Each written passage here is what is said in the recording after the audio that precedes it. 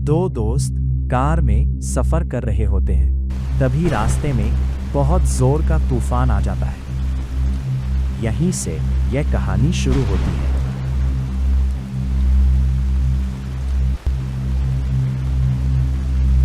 तूफान की वजह से उनकी गाड़ी अचानक खराब हो जाती है।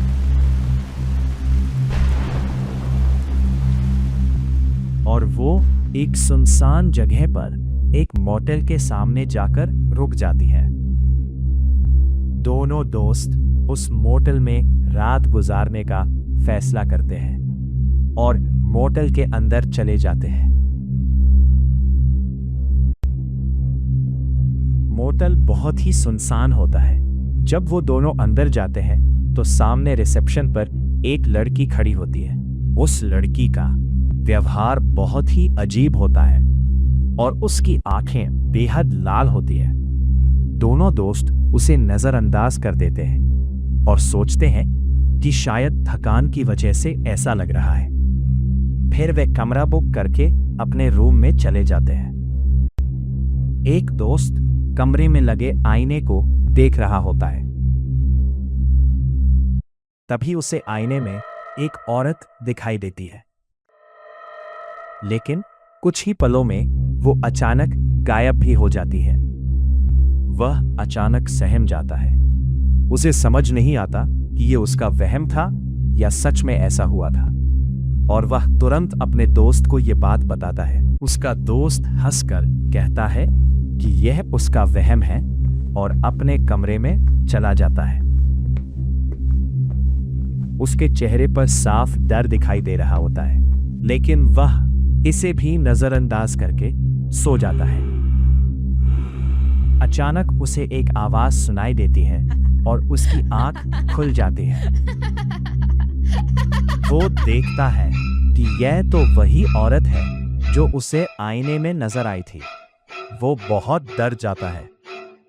वो चुड़ैल उसकी तरफ बढ़ती है और उसकी गर्दन पकड़ लेती है।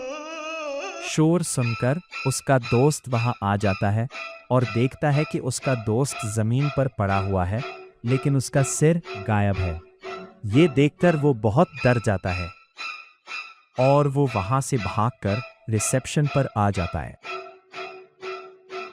वो इधर उधर देखता है, उसे कोई नजर नहीं आता। पूरा मोटेल सुनसान होता है और वहां अंधेरा भी होता है। चारों तरफ बहुत सन्नाटा छाया होता है।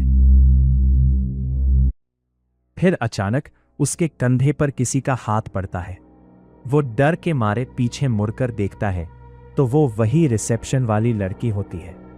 वो घबराकर उसे सारी बात बताने लगता है। जब वह उसे पूरी बात बता रहा होता है, तभी अचानक वह रिसेप्शनिस्ट उसी चुड़ैल में बदल जाती है। वो चुड़ैल को देखकर बहुत घबरा जाता है और जोर जोर से चिल्लाने लगता है।